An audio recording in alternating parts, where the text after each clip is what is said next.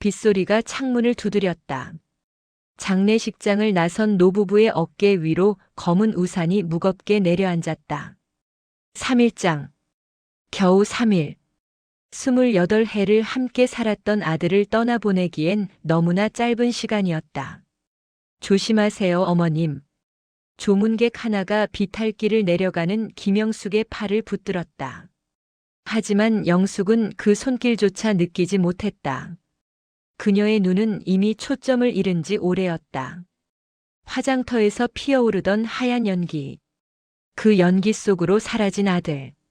재가 된 아들을 하얀 천에 싸서 작은 함에 담았을 때 영숙은 비로소 깨달았다. 사람이란 이토록 작아질 수 있다는 것을. 남편 박종수는 묵묵히 아내를 부축했다. 그의 손은 떨렸지만 표정만은 꼿꼿했다. 평생을 몫으로 살아온 그였다. 나무를 다루는 일에는 능했지만 자신의 감정을 다루는 데는 서툴렀다. 그저 이를 악물고 버티는 것만이 그가 아는 유일한 슬픔의 방식이었다. 집으로 돌아오는 길은 멀게만 느껴졌다. 평소 같으면 20분이면 충분할 거리였지만 오늘은 1시간도 더 걸린 것 같았다. 대문을 열고 들어서는 순간 두 사람은 동시에 멈춰섰다. 현관에 놓인 아들의 운동화. 거실 소파에 걸쳐진 아들의 재킷. 식탁 위에는 아직도 아들이 마시다 남긴 커피잔이 그대로였다. 3일 전 그날 아침 민준이는 다녀올게요라는 말과 함께 그 문을 나섰다. 평범한 화요일 아침이었다. 회사에 가는 길이었다. 그런데 그게 마지막이 될 줄 누가 알았겠는가. 여보 영숙의 목소리가 떨렸다. 민준이 방문 좀 닫아줄래요? 복도 끝 아들의 방문이 반쯤 열려 있었다. 그 틈새로 민준이가 쓰던 책상이 보였다. 컴퓨터 화면에는 아직도 화면 보호기가 돌아가고 있었다. 침대 위에는 아들이 개켜놓고 잤던 이불이 구겨진 채로 남아 있었다. 종수는 천천히 그 방으로 걸어갔다. 문고리를 잡은 손이 떨렸다. 이 문을 닫으면 정말로 끝나는 것 같았다. 아들이 정말로 돌아오지 않는다는 것을 인정하는 것 같았다. 아버지, 문 닫지 마세요. 환청이었다. 분명 환청이었다. 그런데 너무나 또렷했다. 종수는 뒤를 돌아봤다. 복도에는 아무도 없었다. 영숙은 거실 소파에 주저앉아 아들의 재킷을 꼭 껴안고 있었다. 민준아 영숙이 중얼거렸다. 우리 민준이 엄마가 미안해. 엄마가 지켜주지 못해서. 교통사고였다. 중앙선을 침범한 트럭이 민준이가 타고 있던 차를 정면으로 들이받았다. 경찰은 즉사였다고 했다. 고통은 없었을 거라고 했다. 하지만 그게 무슨 위로가 되겠는가. 28배 청년이 아직 꿈도 많고 할 일도 많았던 아들이 그렇게 한순간에 사라져버렸다는 사실 앞에서 밤이 깊어갔다. 두 사람은 잠들지 못했다. 영숙은 아들의 어린 시절 앨범을 펼쳐놓고 한 장 한 장 넘기며 눈물을 흘렸다. 종수는 부엌에 앉아 소주잔을 기울였다. 평소에는 술을 거의 입에 대지 않던 그였지만 오늘만큼은 취하고 싶었다. 이 고통을 잊고 싶었다. 자정이 가까워졌을 무렵 집은 고요했다. 오직 벽시계의 초침 소리만이 정막을 깨뜨렸다. 영숙은 아들의 방 앞에 서서 한참을 바라봤다. 아직도 얘가 방에 있는 것 같아요. 그녀가 떨리는 목소리로 말했다. 지금이라도 문이 열리고 민준이가 나와서 엄마 배고파 할 것 같아요. 종수는 대답하지 못했다. 그 역시 같은 생각을 하고 있었기 때문이다. 그날 밤 두 사람은 각자의 슬픔 속에서 첫 번째 밤을 보냈다. 아들 없는 집에서의 첫 번째 밤. 그리고 이것이 이상한 일들의 시작이 될 줄은 그 누구도 몰랐다. 시계는 자정을 넘기고 있었다. 영숙은 거실 소파에서 선잠이 들었다 깨기를 반복했다. 잠들면 악몽이 찾아왔다. 부서진 차, 피투성이가 된 아들, 그리고 자신을 향해 손을 뻗는 민준의 모습. 그럴 때마다 그녀는 비명을 삼키며 깨어났다. 종수는 안방에 누워 있었지만 잠들지 못했다. 천장을 바라보며 지난 날들을 되새겼다. 더 잘해줄 걸. 더 많이 사랑한다고 말해줄 걸. 바쁘다는 핑계로 아들과의 시간을 미뤄왔던 것들이 후회로 밀려왔다. 그때였다. 쿵. 희미한 소리였다. 처음에는 바람 소리인 줄 알았다. 오래된 집이라 밤이면 여기저기서 삐걱거리는 소리가 나곤 했다. 쿵쿵. 하지만 이번엔 달랐다. 규칙적이었다. 누군가 무언가를 두드리는 소리였다. 종수는 몸을 일으켰다. 소리는 집 뒤편에서 들려왔다. 뒷문 쪽이었다. 이 집의 뒷문은 댄문이라고 불렸다. 오래전 이 동네가 개발되기 전 집집마다 뒤편으로 난 작은 문이 있었다. 골목으로 통하는 문이었지만 지금은 거의 사용하지 않았다. 민준이 어렸을 때 한 번 열쇠를 잃어버린 적이 있어서 그 이후로는 아예 잠가두고 사용하지 않았다. 쿵쿵쿵. 소리가 점점 커졌다. 종수는 복도로 나왔다. 거실에 있던 영숙도 소리를 들은 듯 창백한 얼굴로 일어서 있었다. 여보, 지금 뭔가 두드리는 소리. 나도 들었소. 두 사람은 뒷문이 있는 부엌 쪽으로 조심스럽게 다가갔다. 소리는 멈추지 않았다. 규칙적으로 그러나 조금씩 더 간절하게 누군가 문을 두드리고 있었다. 부엌 창문 너머로 보이는 뒷골목은 가로등 하나 없는 어둠뿐이었다. 종수는 벽에 걸린 손전등을 집어들었다. 손이 떨렸다. 이 시간에 뒷문을 두드린다는 것 자체가 이상했다. 대문도 아니고 하필 오래전부터 사용하지 않던 뒷문을 쿵쿵쿵. 누구세요? 영숙의 목소리가 떨렸다. 그녀는 남편 뒤에 서서 문을 응시했다. 대답은 없었다. 하지만 두드리는 소리는 계속됐다. 누구냐고 묻잖아. 종수가 조금 더 큰 목소리로 물었다. 그 순간 두드리는 소리가 멈췄다. 고요했다. 바람 소리만이 창틈으로 스며들었다. 그리고 엄마. 영숙의 몸이 굳어버렸다. 목소리였다. 문 밖에서 들려오는 목소리. 희미하고 지쳐있고 간절한 목소리. 엄마, 나야. 그 목소리는 너무나 익숙했다. 3일 전까지 매일 듣던 목소리. 아침마다 엄마 밥 먹어요라고 하던 그 목소리. 영숙은 비명을 삼켰다. 민준이? 엄마, 문 좀 열어줘요. 추워요. 너무 추워요. 영숙은 문 쪽으로 비틀거리며 다가갔다. 하지만 종수가 재빨리 아내의 팔을 붙잡았다. 안 돼. 정신 차리시오. 하지만 민준이가 우리 민준이가. 민준이는 죽었소. 우리가 화장했소. 당신 눈으로 똑똑히 봤잖소. 종수의 목소리는 단호했지만 그의 손도 떨리고 있었다. 그 역시 그 목소리를 알아챘다. 아들의 목소리. 하지만 그럴 리가 없었다. 있을 수 없었다. 아버지, 이번엔 문 밖에서 종수를 부르는 소리가 들렸다. 아버지, 저예요. 저 민준이에요. 믿어주세요. 제발 문 좀 열어주세요. 영숙은 흐느끼기 시작했다. 우리 민준이 목소리 맞아요. 여보, 분명 우리 아들이에요. 열어야 해요. 우리 아들이 밖에서 얼어 죽으면 어떡해요? 정신 차려. 귀신이든 뭐든 장난치는 거요.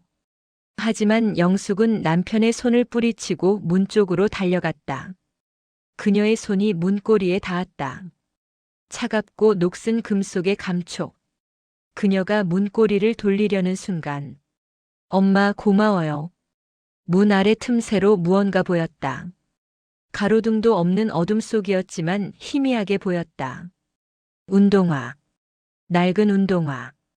그리고 청바지 자락. 민준이가 즐겨 신던 회색 운동화였다. 영숙은 그것을 알아봤다. 장례식 때 관 속에 넣어준 그 운동화가 아니었던가. 아니, 민준이는 같은 운동화를 두 켤레 가지고 있었다. 하나는 관에, 하나는 현관에. 여보, 지금 문 밖에 민준이가. 그때 갑자기 모든 소리가 멈췄다. 문을 두드리는 소리도 목소리도 모든 것이 순식간에 사라졌다. 마치 처음부터 아무것도 없었던 것처럼. 영숙은 문에 귀를 가져다 댔다. 민준아, 민준아. 그녀가 문을 흔들었다. 민준아, 대답해봐. 엄마야. 하지만 대답은 없었다. 종수가 손전등을 들고 문틈 아래를 비췄다. 아무것도 보이지 않았다. 운동화도 바지 자락도 아무것도 없었다. 환청이었소. 종수가 힘없이 말했다. 우리가 너무 힘들어서. 영숙은 그 자리에 주저앉아 목 놓아 울기 시작했다. 종수는 아내를 일으키려 했지만 그 자신도 힘이 빠졌다. 두 사람은 뒷문 앞에서 한참을 그렇게 있었다. 그날 밤 뒷문 밖 어둠 속에서 무슨 일이 있었는지는 아무도 몰랐다. 하지만 한 가지는 확실했다. 그들이 들은 것은 환청이 아니었다는 것. 그리고 이것이 시작에 불과하다는 것. 새벽녘까지 잠들지 못했다. 영숙은 뒷문 앞을 떠나지 않았다. 혹시라도 다시 그 목소리가 들릴까봐, 혹시라도 정말 민준이가 돌아온 것은 아닐까 하는 희망으로. 종수는 아내를 거실로 데려가려 했지만 그녀는 완강했다. 만약 정말 민준이었는데 우리가 문을 안 열어줬다면 어떡해요? 당신 정신 좀 차리시오. 민준이는 죽었소. 우리가 장례 치렀소. 그럼 그 목소리는 뭐였어요? 여보도 들었잖아요. 분명 민준이 목소리였어요. 종수는 대답할 수 없었다. 그 역시 확신할 수 없었기 때문이다. 분명 아들의 목소리였다. 음색도 말투도 모든 것이 민준이었다. 하지만 그럴 리 없었다. 의학적으로, 과학적으로, 상식적으로 불가능한 일이었다. 날이 밝았다. 아침 햇살이 부엌 창문으로 스며들었다. 영숙은 비로소 자리에서 일어났다. 그녀의 얼굴은 창백했고 눈은 충혈되어 있었다. 뒷문 열어봐야 해요. 안 돼. 왜요? 혹시 밖에 뭔가 흔적이 있을지도 몰라요. 발자국이라든지. 종수는 고개를 저었다. 하지만 그 역시 궁금했다. 정말 아무것도 없는 걸까? 정말 그저 환청이었을까? 결국 두 사람은 뒷문으로 향했다. 낡은 자물쇠를 열기 위해 종수는 공구함을 가져와야 했다. 오랫동안 사용하지 않아 녹이 슬어 있었다. 삐걱거리는 소리와 함께 자물쇠가 풀렸고 종수는 천천히 문을 열었다. 뒷골목은 좁았다. 양쪽으로 담장이 이어져 있고 쓰레기 더미와 잡초만이 자라고 있었다. 아무도 다니지 않는 길이었다. 영숙은 문 앞 바닥을 살폈다. 먼지와 낙엽이 쌓여 있었다. 그런데 발자국이 있었다. 희미하지만 분명한 발자국. 운동화 자국이었다. 여보, 이것 좀 봐요. 종수도 쪼그리고 앉아 바닥을 살폈다. 발자국은 하나가 아니었다. 여러 개가 겹쳐져 있었다. 마치 누군가 이곳에서 한참을 서성거렸던 것처럼. 이건 종수의 목소리가 떨렸다. 누군가 정말 있었던 거요. 두 사람은 골목을 따라 조금 더 나가봤다. 발자국은 약 10m 정도 이어지다가 큰 길에서 사라졌다. 큰 길은 아스팔트로 포장되어 있어 흔적을 찾을 수 없었다. 집으로 돌아온 두 사람은 말이 없었다.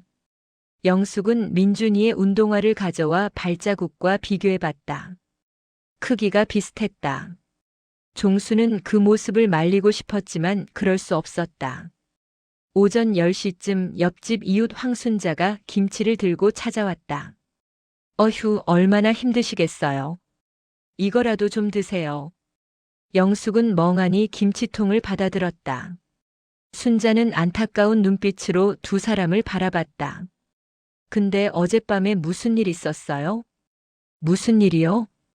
이상한 소리가 들려서요. 누가 문 두드리는 소리 같기도 하고 그리고 누가 우는 소리도 들렸어요. 혹시 영숙과 종수는 서로를 바라봤다. 이웃집에서도 들렸단 말이오? 네. 저희 집도 뒷골목이 붙어 있잖아요. 근데 밖에 나가보니까 아무도 없더라고요. 요즘 세상이 워낙 흉흉해서 조심하세요. 순자가 돌아간 후 영숙은 남편에게 말했다. 환청이 아니었어요. 이웃집에서도 들었다고 했잖아요.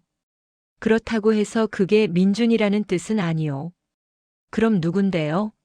하필 우리 집 뒷문을 두드리고 우리를 엄마 아빠라고 부르는 사람이 누군데요?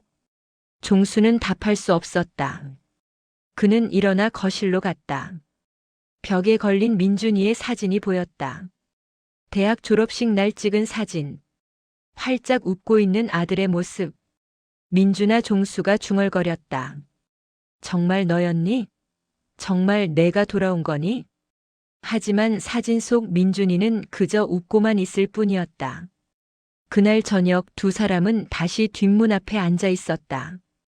혹시 또 그 소리가 들릴까봐. 혹시 정말 민준이가 돌아오는 것은 아닐까 하는 기대와 두려움으로 자정이 가까워졌다. 시계가 째깍거리는 소리만이 집을 채웠다. 영숙은 문 앞에 물 한 잔과 빵 몇 조각을 놓아두었다. 만약 정말 민준이라면 배고플 거라고 생각했다. 당신 그게 무슨 짓이오? 만약 우리 아들이 정말 밖에 있는데 굶주리고 있다면 민준이는 죽었소. 종수의 목소리에 분노가 섞여 있었다. 하지만 그것은 아내를 향한 것이 아니었다. 자신을 향한 이 말도 안 되는 상황을 향한 그리고 아들을 잃었다는 현실을 향한 분노였다. 그 순간이었다. 쿵. 두 사람은 동시에 숨을 멈췄다. 다시 시작됐다. 뒷문을 두드리는 소리. 어젯밤보다 조금 더 약하게, 조금 더 절박하게. 엄마 아버지. 목소리가 들렸다. 약하고 지쳐 있었다. 문 좀 열어주세요. 제발. 영숙이 벌떡 일어났다. 하지만 종수가 그녀를 붙잡았다. 안 돼. 열지 마시오. 왜요? 우리 아들인데. 아들이 아니오. 뭔지 모르지만 아들이 아니오. 두 사람이 싸우는 사이 문 밖의 목소리는 계속됐다. 엄마 추워요. 너무 추워요. 집에 가고 싶어요. 엄마. 영숙은 결국 남편을 뿌리치고 문 쪽으로 달려갔다. 그녀의 손이 문고리를 잡았다. 종수가 뒤에서 소리쳤다. 안 돼. 하지만 영숙은 이미 문을 열고 있었다. 삐걱거리는 소리와 함께 문이 조금씩 열렸다. 어둠 속에서 누군가의 실루엣이 보였다. 그리고 그 순간 갑자기 모든 것이 멈췄다. 목소리도 인기척도 모든 것이 사라졌다. 문은 반쯤 열려 있었다. 하지만 밖에는 아무도 없었다. 다만 바닥에 놓인 물잔이 비어 있었고 빵 조각들은 사라져 있었다. 다음 날 아침은 어제보다 더 혼란스러웠다. 영숙은 밤새 한숨도 자지 못했다. 문을 열었을 때 아무도 없었다는 사실이 그녀를 더욱 괴롭혔다. 분명 민준이의 목소리였다. 그리고 음식은 사라졌다. 누군가 가져간 것이 분명했다. 그렇다면 그것은 환청이 아니었다. 종수는 뒷골목을 다시 살펴봤다. 어젯밤의 발자국은 비에 지워졌지만 새로운 흔적들이 있었다. 담장에 기댄 듯한 자국, 손자국. 누군가 이곳에 실제로 있었다. 여보. 영숙이 부엌에서 소리쳤다. 경찰한테 신고해야 해요. 신고를 해서 뭐라고 하겠소? 죽은 아들이 문을 두드렸다고. 그럼 어떡해요? 이대로 가만히 있을 수는 없잖아요. 두 사람이 말다툼을 하고 있을 때 대문 밖에서 초인종 소리가 들렸다. 종수가 나가보니 경찰 2명이 서 있었다. 박종수 시댁 맞습니까? 네, 그런데 저희는 성북 경찰서에서 나왔습니다. 잠깐 들어가도 될까요? 종수는 당황했다. 신고하지도 않았는데 경찰이 왔다. 거실로 안내하자 나이 지긋한 형사가 수첩을 꺼내 들었다. 먼저 조의를 표합니다. 아드님 박민준 씨의 장례를 치르셨다고 들었습니다. 네, 그런데 무슨 일로? 사실 저희도 이상해서 왔습니다. 어젯밤 이 근처에서 신고가 들어왔습니다. 누군가 골목을 배회하고 있었다는 신고였는데 영숙이 벌떡 일어났다. 그게 누구예요? 누가 배회했어요? 목격자 진술에 따르면 20대 후반에서 30대 초반의 남성이었다고 합니다. 낡은 옷을 입고 있었고 이 근처 뒷골목을 계속 왔다 갔다 했다고 하더군요. 종수와 영숙은 서로를 바라봤다. 형사는 계속 말을 이었다. 그런데 더 이상한 건 그 다음입니다. 구급차 한 대가 이 골목으로 들어왔다는 신고도 있었습니다. 구급차요? 네. 하지만 119에 문의한 결과 어젯밤 이 근처로 출동한 구급차는 없다고 합니다. 영숙의 얼굴이 창백해졌다. 그럼 그게 대체 뭐였다는 거예요? 형사는 잠시 망설이다 조심스럽게 물었다. 혹시 아드님 신원 확인 제대로 하셨습니까? 무슨 말씀이신지. 사고 당시 차량이 심하게 파손되었다고 들었습니다. 그리고 아드님이 타고 계셨던 차에는 다른 승객도 있었다고 하는데 종수는 고개를 끄덕였다. 아들 친구 한 명이 동승하고 있었습니다. 정우진이라는 친구였습니다. 그 친구도 함께. 그 친구 장례는 누가 치렀습니까? 친구 부모님이 치렀을 겁니다. 우리는 민준이 장례로 정신이 없어서. 형사는 수첩을 넘기며 말했다. 정우진 씨 부모님께 연락이 닿지 않습니다. 그리고 이상한 점이 하나 더 있습니다. 병원 기록을 확인해 보니 신원 확인 과정에 약간의 혼선이 있었던 것 같습니다. 혼선이요? 사고 당시 얼굴 훼손이 심했다고 합니다. 두 분 다 지갑을 소지하고 있지 않았고요. 그래서 초기 신원 확인을 휴대폰으로 했는데 영숙의 손이 떨리기 시작했다. 그래서요? 휴대폰이 서로 바뀌어 있었을 가능성이 있습니다. 침묵이 흘렀다. 벽시계의 초침 소리만이 거실을 채웠다. 종수는 천천히 입을 열었다. 무슨 말씀이신지. 우리가 장례 치른 사람이 민준이가 아닐 수도 있다는 말씀이신가요? 형사는 고개를 끄덕였다. 가능성입니다. 확인이 필요합니다. 혹시 화장하시기 전에 DNA 샘플이라도. 이미 화장했습니다. 종수의 목소리가 떨렸다. 이미 다 끝났습니다. 그렇다면 확인할 방법이. 형사는 말을 멈췄다. 영숙이 갑자기 소리쳤다. 그럼 우리 민준이는 어디 있다는 거예요? 살아있다는 거예요? 진정하세요. 아직 확실한 것은 아닙니다. 다만 확인이 필요할 뿐입니다. 확인은 무슨? 이미 다 태워버렸는데 어떻게 확인한다는 거예요? 종수가 아내를 진정시키려 했지만 그 자신도 혼란스러웠다. 만약 그들이 화장한 시신이 민준이가 아니었다면? 만약 민준이가 정말 살아있다면? 그렇다면 어젯밤 뒷문을 두드린 사람은 민준이었어. 영숙이 소리쳤다. 정말 우리 민준이었어요. 우리 아들이 살아서 돌아온 거예요. 형사는 두 사람을 진정시키려 했다. 아직 확실한 것은 아닙니다.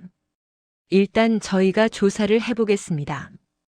혹시 주변에서 아드님과 비슷한 사람을 보신 적은? 봤어요. 영숙이 외쳤다. 어젯밤에 뒷문 밖에 민준이가 우리를 불렀어요. 형사들은 서로를 바라봤다. 그들의 눈빛에는 의심과 동정이 섞여 있었다. 자식을 잃은 부모의 환각일 수도 있다는 표정이었다. 일단 저희가 주변을 좀 더 조사해 보겠습니다. 혹시 이상한 일이 또 생기면 바로 신고하세요. 경찰이 떠난 후 집은 다시 고요해졌다. 하지만 그 고요함은 폭풍 전의 정적 같았다. 영숙과 종수는 서로를 바라봤다. 같은 생각을 하고 있었다. 만약 민준이가 살아있다면 지금 어디에 있을까? 왜 집으로 들어오지 못하고 뒷문만 두드리는 걸까? 그리고 가장 중요한 질문.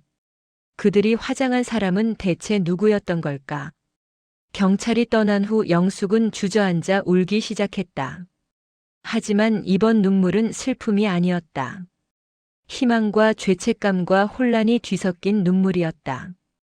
여보, 만약 정말 민준이가 살아있다면 그녀의 목소리가 떨렸다. 우리가 태운 건 누구예요? 우리가 다른 사람을 민준이로 알고. 종수도 무너져 내렸다.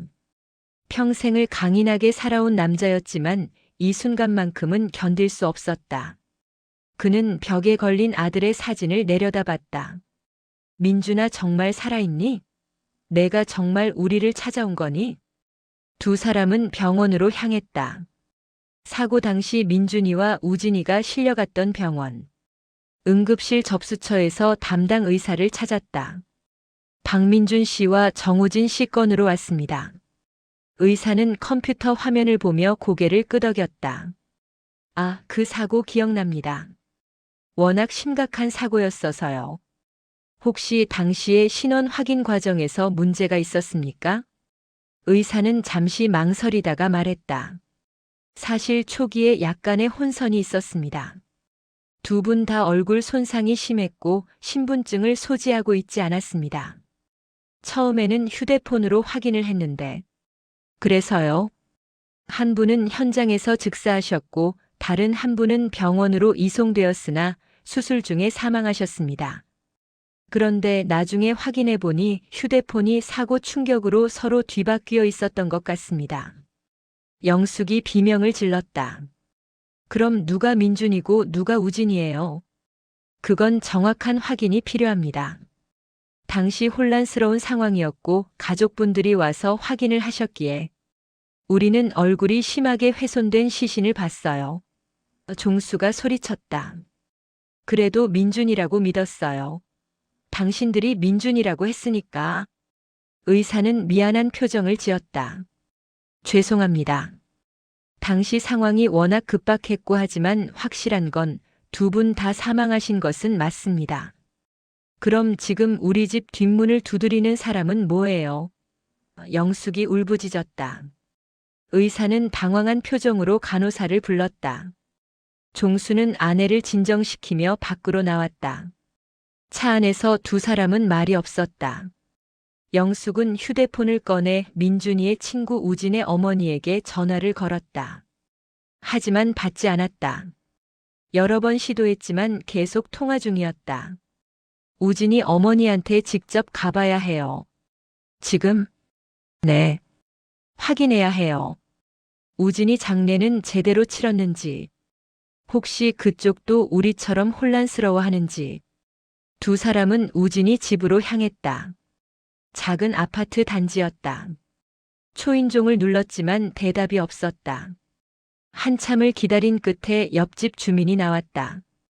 혹시 402호 찾으세요? 네, 정우진 시어머니 계신지. 아, 그 집 요즘 아무도 안 계세요. 아드님 사고 나고 나서 어머니가 충격을 받으셔서 친척 집에 가셨대요. 사고요? 우진이 사고를 아세요? 네, 얼마 전에 교통사고로 돌아가셨다고 들었어요. 워낙 조용히 장례를 치르셔서 저희도 나중에 알았죠. 영숙과 종수는 서로를 바라봤다. 그렇다면 우진이도 장례를 치렀다는 것인가? 그렇다면 두 집 모두 장례를 치렀다면 누가 살아있단 말인가? 집으로 돌아오는 길 영숙이 갑자기 소리쳤다. 화장장이요. 화장장에 기록이 있을 거예요. 화장장? 우리가 민준이를 화장했을 때 분명 기록이 남아있을 거예요. 신원 확인서 같은 거 말이에요. 두 사람은 방향을 바꿔 화장장으로 향했다. 관리사무소에서 기록을 요청했다. 직원이 컴퓨터를 검색하더니 서류 한 장을 내밀었다. 박민준 씨 건 맞으시죠? 종수가 서류를 받아들었다. 그리고 그의 얼굴이 굳어졌다. 영숙도 서류를 보았다. 서류 하단에는 신원 확인란이 있었다. 그리고 거기에는 이렇게 적혀 있었다. 신원 확인 정우진 수정 전 박민준. 이게 무슨 뜻이에요? 영숙이 떨리는 목소리로 물었다. 직원이 설명했다. 아, 이거는 당일 오후에 신원 정정 요청이 들어왔습니다. 처음에는 박민준 씨로 접수되었다가 나중에 정우진 씨로 정정되었습니다. 누가 정정했어요? 그건 잠시만요. 직원이 다른 서류를 찾았다. 병원 측에서 공문이 왔네요. 신원 착오가 있었다고. 영숙은 그 자리에 주저앉았다. 그럼 우리가 태운 건 우진이었어요? 민준이가 아니라? 그렇게 기록되어 있습니다. 그럼 우리 민준이는 어디 있어요? 직원은 당황한 표정으로 대답했다. 그건 저희가 알 수 없습니다. 다만 화장된 분은 정우진 씨로 확인됩니다. 차 안으로 돌아온 두 사람은 충격에 빠졌다. 모든 것이 혼란스러웠다. 민준이는 살아있는 것인가? 그렇다면 지금 어디에 있는가? 왜 집으로 돌아오지 못하는가? 그때 영숙의 휴대폰이 울렸다. 모르는 번호였다. 떨리는 손으로 전화를 받았다. 여보세요? 어머니. 그 목소리. 분명한 민준이의 목소리였다. 민준아. 민준이 너니? 어디 있니? 어머니, 저 집에 갈 수 없어요. 도와주세요. 제발. 왜 집에 못 와? 어디 있는지 말해봐. 저 기억이 안 나요. 사고 나고 나서 모든 게 뒤죽박죽이에요. 저 누군가에게 쫓기고 있어요. 어머니, 위험해요. 집에는 가면 안 돼요. 제발 믿어주세요. 민준아. 하지만 전화는 끊겼다. 영숙은 다시 전화를 걸었지만 받지 않았다. 그녀는 울음을 터뜨렸다. 민준이에요. 우리 아들이 살아있어요. 찾아야 해요. 지금 당장. 종수는 차를 세웠다. 그의 손도 떨리고 있었다. 아들이 살아있다. 정말로 살아있다. 하지만 왜 집으로 돌아오지 못하는 것일까? 무엇이 그를 가로막고 있는 것일까? 그날 밤 두 사람은 다시 뒷문 앞에 앉았다. 이번에는 확신을 가지고 민준이가 올 것이다. 분명히 올 것이다. 그리고 이번에는 반드시 문을 열어줄 것이다. 챕터 6. 다시 찾아온 그 밤. 시간이 느리게 흘렀다. 영숙과 종수는 뒷문 앞에서 초를 켜두고 기다렸다.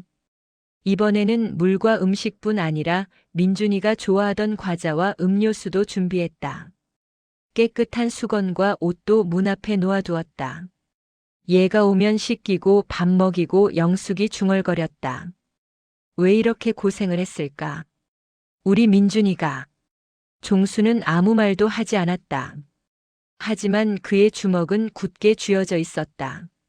만약 누군가 아들을 해치려 한다면 그는 목숨을 걸고라도 아들을 지킬 것이었다. 밤 11시. 거리는 고요했다. 멀리서 개 짖는 소리만이 간간이 들렸다. 11시 30분. 바람이 불기 시작했다. 나뭇가지가 창문을 스치는 소리가 났다. 자정.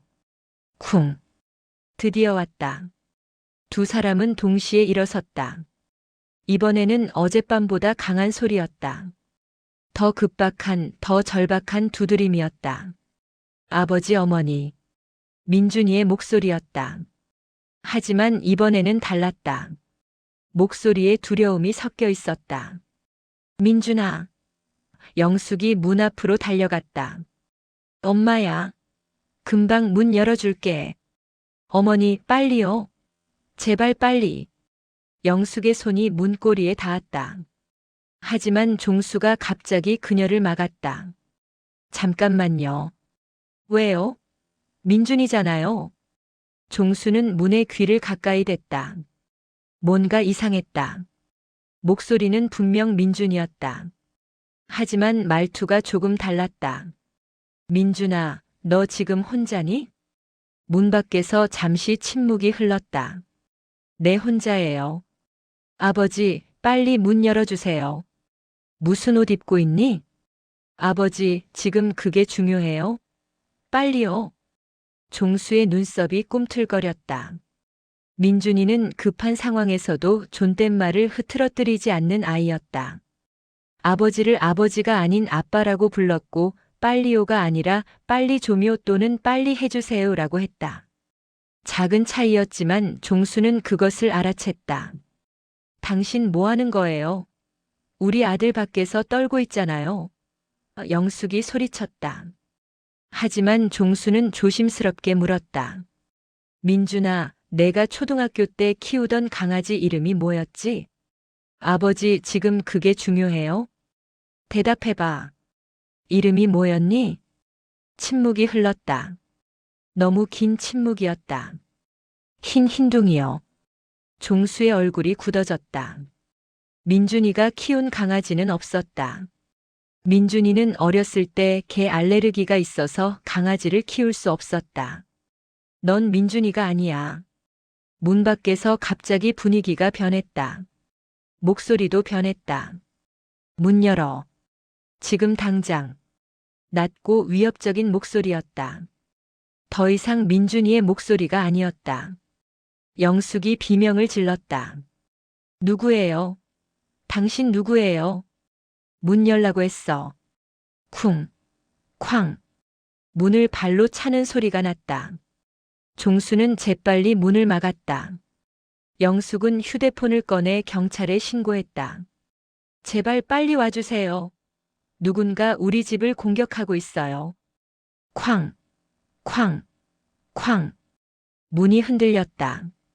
낡은 문이라 오래 버티지 못할 것 같았다. 종수는 있는 힘을 다해 문을 막았다. 그러다 갑자기 모든 것이 멈췄다. 문을 두드리던 소리도 발로 차던 소리도 모든 것이 사라졌다. 고요했다. 영숙과 종수는 숨을 죽였다. 멀리서 사이렌 소리가 들렸다. 경찰이 오고 있었다. 여보, 영숙이 떨리는 목소리로 말했다. 민준이가 아니었어요? 그럼 누구였어요? 종수는 대답하지 못했다. 그도 혼란스러웠다. 처음 이틀 밤은 분명 민준이의 목소리였다. 하지만 오늘 밤은 달랐다. 누군가 민준이를 흉내내고 있었다. 경찰이 도착했다. 뒷골목을 수색했지만 아무도 없었다. 다만 문 앞에 놓아둔 음식은 또 사라져 있었다. 주변에 불황자가 있는 것 같습니다. 경찰이 말했다. CCTV를 확인해 보겠습니다. 하지만 뒷골목에는 CCTV가 없었다. 이 오래된 동네에는 아직 곳곳에 사각지대가 많았다. 경찰이 떠난 후 두 사람은 거실에 앉았다. 영숙은 고개를 떨구었다. 민준이가 정말 살아있을까요? 모르겠소. 만약 살아있다면 왜 우리한테 오지 않는 걸까요? 전화는 했으면서. 그때 종수가 뭔가 떠올랐다는 듯 말했다. 전화. 그 전화번호. 영숙은 휴대폰을 꺼냈다. 민준이라고 주장한 사람에게서 온 전화. 모르는 번호였다. 종수는 그 번호로 다시 전화를 걸었다. 신호가 갔다. 한 번, 두 번, 세 번. 여보세요? 남자의 목소리였다. 하지만 민준이가 아니었다. 나이든 남자의 목소리였다. 거기 혹시 박민준이라는 사람 아십니까? 박민준? 누구요? 제 아들입니다. 이 번호로 전화가 왔었는데. 아, 공중전화입니다. 역 앞 공중전화요. 누군가 여기서 전화를 걸었나 보네요. 전화가 끊겼다. 종수는 주소를 검색했다. 역 앞 공중전화. 거기서 민준이가 전화를 건 것일까? 내일 거기 가봐야 해요. 영숙이 말했다. 혹시 민준이가 또 거기 있을지도 몰라요. 하지만 그날 밤 두 사람은 알지 못했다. 진짜 민준이는 전혀 다른 곳에서 전혀 다른 상황 속에서 집으로 돌아가기 위해 필사적으로 노력하고 있다는 것을. 챕터 7. 진짜 아들의 고백. 다음 날 새벽 영숙과 종수는 역 앞으로 향했다. 공중전화 부스는 낡고 외로워 보였다. 주변을 살폈지만 민준이의 흔적은 찾을 수 없었다. 영무원한테 물어봐야 해요. 영숙이 말했다. 역 안으로 들어가 영무원에게 민준이 사진을 보여주었다.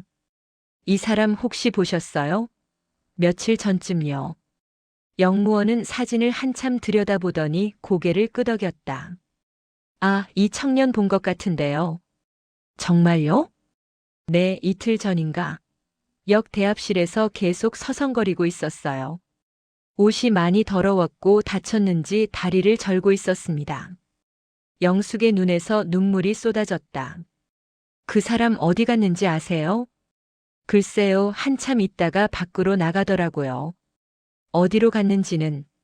두 사람은 역 주변을 샅샅이 뒤졌다. 근처 편의점, 식당, 찜질방 모든 곳을 돌아다니며 민준이의 사진을 보여주었다. 대부분은 모른다고 했지만 한 식당 주인이 기억한다고 했다. 아, 이 청년. 어제 와서 음식을 달라고 했어요. 돈은 없다고 하더라고요. 그래서 제가 라면 하나 끓여줬죠. 뭐라고 했어요? 무슨 말을 했어요? 별말 안 했어요. 그냥 감사합니다만 하고는 잠깐. 한 가지 이상한 말을 했네요. 뭐라고요? 집에 가고 싶은데 갈 수가 없다고 했어요.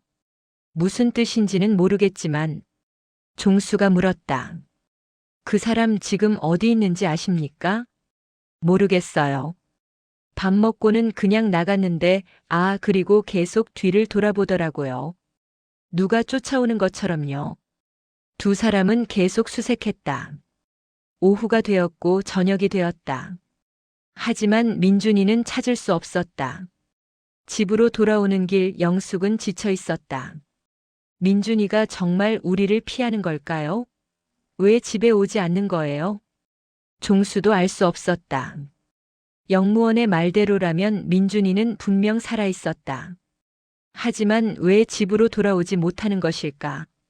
그날 밤 두 사람은 다시 뒷문 앞에서 기다렸다. 하지만 이번에는 조금 달랐다. 종수는 낡은 문 대신 새 자물쇠를 달았다. 만약 또 가짜가 온다면 쉽게 열리지 않도록. 자정이 지났다. 1시가 되었다. 2시. 그때였다. 쿵쿵. 다시 시작됐다. 하지만 이번에는 약한 소리였다. 힘없는 간신히 문을 두드리는 소리. 엄마. 목소리도 약했다. 거의 들리지 않을 정도로. 엄마 나야. 민준이야. 영숙과 종수는 서로를 바라봤다. 이번에는 진짜일까 가짜일까? 민준아 영숙이 조심스럽게 말했다. 내가 정말 민준이라면 증명해봐. 엄마 너무 힘들어. 문 좀 열어줘. 내가 민준이라는 걸 증명해야 해. 너 강아지 키운 적 있니? 침묵이 흘렀다. 그리고 약한 목소리로 대답이 들렸다. 없어. 낙에 알레르기 있잖아. 엄마 왜 그런 거 물어봐. 종수와 영숙의 눈이 커졌다. 맞았다. 정확한 대답이었다. 내가 7살 때 처음 자전거 탄 날 무슨 일이 있었지? 엄마 이거 꼭 해야 돼? 너무 힘들어. 대답해봐. 제발. 긴 침묵 후에 대답이 들렸다. 넘어졌어. 무릎이 깨졌고 엄마가 울면서 소독약 발라줬잖아. 그때 엄마가 나보다 더 많이 울었어. 영숙은 주저앉았다. 맞았다. 그 기억은 두 사람만 아는 것이었다. 민준이 맞아요. 영숙이 울부짖었다. 우리 아들이에요. 종수는 서둘러 자물쇠를 열었다. 손이 떨려서 열쇠가 잘 들어가지 않았다. 간신히 열고 문을 활짝 열었다. 문 밖에 누군가 서 있었다. 아니, 쓰러져 가고 있었다. 민준이었다. 지치고 상처투성이인 하지만 분명 그들의 아들이었다. 민준아. 영숙과 종수가 동시에 달려가 아들을 붙잡았다. 민준이는 그들의 품에 쓰러졌다. 엄마 미안해요. 늦어서. 괜찮아, 괜찮아. 우리 민준이. 이제 집에 왔어. 다 괜찮아. 세 사람은 그렇게 한참을 껴안고 울었다. 집 안으로 들어온 민주는 처음에는 말을 하지 못했다. 샤워를 하고 밥을 먹고 상처를 치료한 후에야 비로소 입을 열었다. 사고 나고 정신을 차렸을 때 병원이었어요. 종수와 영숙은 아들의 손을 꼭 잡고 들었다. 근데 이상했어요. 간호사들이 날 정우진 씨라고 부르는 거예요. 아무리 내가 박민준이라고 해도 안 믿더라고요. 지갑도 없고 휴대폰도 없고 제 신분을 증명할 게 아무것도 없었어요. 그래서 병원에서 도망쳤어요. 집에 가려고 했죠. 근데 집 앞까지 갔는데 경찰차가 있더라고요. 그리고 우진이 부모님이 집 앞에서 울고 계셨어요. 영숙이 물었다. 왜 그때 우리한테 오지 않았니? 무서웠어요. 만약 제가 나타나면 엄마 아빠가 날 거부할까봐. 왜냐면 저는 이미 죽은 사람이었으니까. 장례까지 치렀다고 들었어요. 그래서 뒷문을. 네. 며칠 동안 용기를 내려고 했어요. 하지만 문을 두드릴 때마다 겁이 났어요. 엄마 아빠가 날 귀신으로 생각할까봐. 날 받아주지 않을까봐. 종수는 아들의 머리를 쓰다듬었다.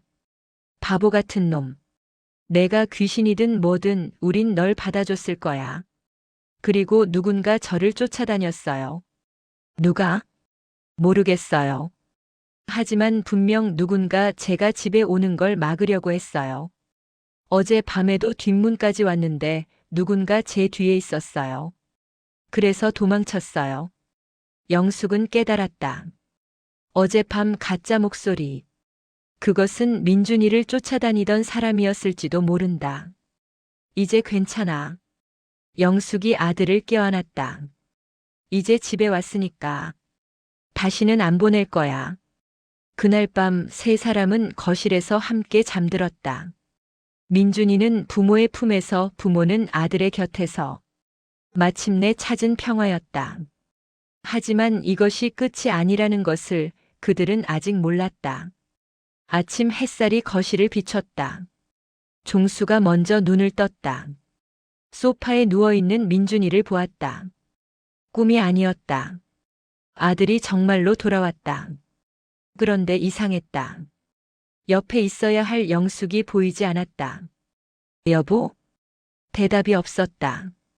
종수는 일어나 집안을 둘러봤다. 부엌, 화장실, 침실. 어디에도 아내가 없었다. 엄마. 민준이도 깨어나 어머니를 찾았다. 그때 초인종이 울렸다. 종수가 문을 열자 구급대원 2명이 서 있었다. 박영숙 씨 댁 맞습니까? 네, 그런데 병원에서 연락이 왔습니다. 부인께서 입원하셨다고요. 뭐라고요? 종수와 민준이는 황급히 병원으로 향했다. 중환자실. 의사가 심각한 표정으로 두 사람을 맞았다. 부인이 뇌졸중으로 쓰러지셨습니다. 언제요? 이틀 전 밤이었습니다. 구급차로 실려오셨는데 신원 확인이 늦어져서 연락이 지금에서야. 종수는 비틀거렸다. 이틀 전 밤. 그것은 민준이가 처음 뒷문을 두드린 바로 그날 밤이었다. 지금 상태는 어떻습니까? 심각합니다. 의식은 있지만 깨어나지 못할 수도 있습니다. 중환자실로 들어갔다. 산소호흡기를 끼고 누워있는 영숙. 그녀의 얼굴은 창백했고 눈은 감겨 있었다. 엄마 민준이가 어머니의 손을 잡았다. 그 순간 영숙의 눈꺼풀이 미세하게 떨렸다. 의사가 놀란 표정으로 다가왔다. 반응이 있습니다. 영숙의 눈이 천천히 떠졌다. 초점 없는 눈동자가 천장을 보다가 천천히 민준이에게로 향했다. 민준. 거의 들리지 않는 속삭임이었다. 엄마, 나야. 민준이야. 영숙의 입가에 희미한 미소가 번졌다. 그리고 그녀는 고개를 돌려 종수를 보았다. 여보 고마워요. 뭐가 고마워요. 당신이 이렇게 된 게 다 내 잘못이요. 아니에요. 당신이 문을 열어줬잖아요. 종수는 멈췄다. 뭐라고? 영숙은 힘겹게 말을 이었다. 그날 밤 나 쓰러졌을 때 당신이 문 열어서 민준이 들어오게 해줬잖아요. 여보, 무슨 소리요? 내가 문을 열었다고. 의사가 끼어들었다. 환자분, 너무 무리하지 마세요. 하지만 영숙은 계속했다. 봤어요. 내가 쓰러져 있을 때 당신이 뒷문 열어주는 거, 민준이 들어오는 거. 종수는 고개를 저었다. 여보, 내가 문 연 건 어제 밤이었소. 당신이 쓰러진 그날 밤엔 문 안 열었소. 민준이도 말했다. 엄마, 나 어제 밤에야 집에 들어왔어요. 그날 밤엔 못 들어갔어요. 영숙은 혼란스러운 표정을 지었다. 아니야, 분명 봤는데. 의사가 조심스럽게 말했다. 뇌졸중 환자분들이 가끔 환각을 경험하십니다. 특히 발병 직후에는. 하지만 영숙은 고개를 저었다. 환각이 아니었어요. 너무 생생했어요. 문이 열리고 민준이가 들어오고 우리 셋이 껴안고 우는 거. 종수와 민준이는 서로를 바라봤다. 어젯밤 일어난 일이었다. 정확히 똑같은 일이었다. 엄마, 민준이가 조심스럽게 물었다. 그날 밤 내가 뭐라고 했어요? 엄마, 미안해요. 늦어서라고 했어. 그리고 내가 사고 얘기하고 병원에서 도망친 얘기하고. 민준이의 얼굴이 창백해졌다. 그건 내가 어제 한 말이에요. 아니야. 이틀 전이었어. 분명해. 의사가 개입했다. 환자분, 시간 감각이 혼란스러울 수 있습니다. 일단 좀 쉬셔야. 하지만 그때 간호사 한 명이 황급히 들어왔다. 선생님, 이거 좀 보세요. 간호사가 들고 온 것은 병원 CCTV 영상이었다. 이틀 전 밤 영숙이 실려온 그날 밤의 영상. 환자분이 입원하신 날 중환자실 복도에 이상한 일이 있었습니다. 영상을 재생했다. 밤 자정 무렵. 중환자실 복도는 고요했다. 그런데 갑자기 영숙이 누워있는 병실 문이 저절로 열렸다. 그리고 누군가 들어갔다. 카메라에는 잡히지 않았지만 문이 열리고 닫히는 것은 분명했다. 누가 들어갔습니까? 종수가 물었다. 모르겠습니다. CCTV에는 아무도 찍히지 않았습니다. 하지만 분명 문이 열렸습니다. 의사가 말했다. 그리고 그날 밤 환자분의 상태가 잠시 안정되었습니다. 거의 깨어날 뻔했어요. 누군가와 대화하는 것처럼 입술을 움직이기도 했고요. 종수는 아내를 바라봤다. 영숙은 눈물을 흘리고 있었다. 그때 정말 민준이가 온 거였어. 그녀가 속삭였다. 현실이 아니었을지도 몰라. 하지만 내게는 진짜였어. 민준이는 어머니의 손을 꼭 잡았다. 엄마, 나 여기 있어요. 지금 진짜로 여기 있어요. 영숙은 아들을 보며 웃었다. 알아. 이번에는 정말이지. 그날 밤은 엄마가 너를 보낸 날이었어. 그리고 오늘은 너를 다시 맞이하는 날이고. 밖에서 해가 지고 있었다. 노을이 병실 창문을 물들였다. 세 사람은 말없이 서로를 바라봤다. 나중에 밝혀진 일이지만 영숙이 쓰러진 그날 밤 이웃들이 이상한 것을 목격했다고 했다. 박 씨 집 뒷문이 열려 있었고 문 앞에 놓인 음식이 사라져 있었다고. 그리고 누군가 집 안으로 들어가는 뒷모습을 봤다고. 하지만 경찰이 확인했을 때는 아무도 없었다. 과학적으로 설명할 수 없는 일이었다. 하지만 종수는 알았다. 그날 밤 어떤 방식으로든 민준이는 어머니를 찾아갔다. 산자와 죽어가는 자의 경계에서 두 사람은 만났다. 그리고 어머니는 아들에게 마지막 작별을 고했다. 아니, 작별이 아니라 다시 만나자는 약속을 한 것이다. 그리고 그 약속은 지켜졌다. 영숙은 한 달 후 병원을 퇴원했다. 완전히 회복한 것은 아니었지만 걸을 수 있었고 말할 수 있었고 무엇보다 아들을 품에 안을 수 있었다. 집으로 돌아온 첫날 밤 세 사람은 뒷문 앞에 섰다. 이문 민준이가 말했다. 추억이 많네요. 그래. 종수가 아들의 어깨를 두드렸다. 너를 잃은 문이기도 하고 너를 다시 찾은 문이기도 하지. 영숙은 문을 쓰다듬었다. 고마워. 그녀가 문에게 말했다. 우리 아들을 돌려줘서. 그날 밤 뒷문은 조용히 닫혔다. 그리고 다시는 그 누구도 그 어떤 소리도 그 문을 두드리지 않았다. 하지만 가끔 깊은 밤이면 종수는 꿈을 꾼다. 그날 밤 이틀 전 그 밤. 자신이 정말로 문을 열어준 꿈. 아내가 쓰러져 있는 거실을 지나 뒷문으로 걸어가는 꿈. 문을 여니 아들이 서 있는 꿈. 그리고 꿈속의 아들은 말한다. 아버지 고마워요. 문 열어줘서. 종수는 꿈에서 깨어나 아내와 아들을 본다. 평화롭게 잠들어 있는 두 사람. 그는 조용히 미소 짓는다. 결국 중요한 건 무엇이 진짜였고 무엇이 환상이었는가가 아니다. 중요한 건 그들이 다시 함께 있다는 것. 그리고 그 어떤 문도 그 어떤 경계도 그들의 사랑을 막을 수 없었다는 것이다. 그날 밤 문 밖에 선 아들. 그는 여러 번 문을 두드렸다. 그리고 마침내 사랑하는 사람들이 문을 열어주었다. 그것만으로 충분했다.